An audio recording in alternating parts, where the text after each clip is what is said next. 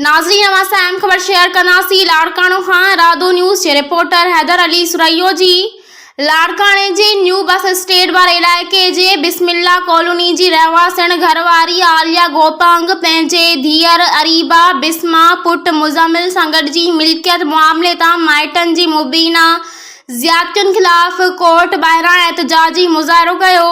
उन मौक़े ते एहतजाज कंदड़नि औरत दाहींदे चयो त मुंहिंजे सहुरे जी कंबर जे बाईपास ते 2.5 जिरेब ज़रई ज़मीन आहे, जेको जे हिसे ते मुड़ुस जा बासर सौट हबीब शमन निज़ामुद्दीन पुट याकूब गोपांग क़ाबिज़ आहिनि, जिन खां मिल्कियत मां हिसो घुरण तां ॾमिरजी पिया आहिनि, जानी दुश्मन बणिजी विया आहिनि, जिन ख़िलाफ़ 2 ॾींहं अॻु लाड़काणे जी अदालत में पंहिंजे वकील आगा ख़ान खरल मारूफ़ सेशन जज जी अदालत में ॼाणायल माइटनि ख़िलाफ़ केस दाख़िल करण तोड़े तहफ़ुज़ लाइ पटीशन दाख़िल कराई आहे।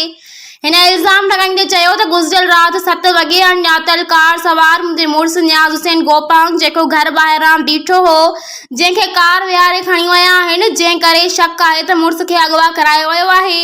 अहिड़े वाक़े बाबति आऊं कंका थाणे ते पिणु इतला ॾिनो आहे, पर पुलिस मुड़ुस खे हथ नाहे करे सघी। हिन मुतालबो कयो त फौरी नोटिस वठी मुड़ुस नियाज़ हुसैन गोपांग खे बाज़ियाब कराए माइटनि ख़िलाफ़ कार्रवाई करे तहफ़ुज़ फराहम कयो वञे। अस्सलाम वालेकुम, मैं हूं आमिर हुसैन अल रहीम मार्केटिंग की तरफ से। फरहान अली वारिस सिटी जो कि सेफ एंड सिक्योर प्रोजेक्ट है और तमाम इदारों से मंजूर शुदा है, प्री लॉन्चिंग के बाद अब करने जा रहे हैं अपने प्रोजेक्ट को लॉन्च।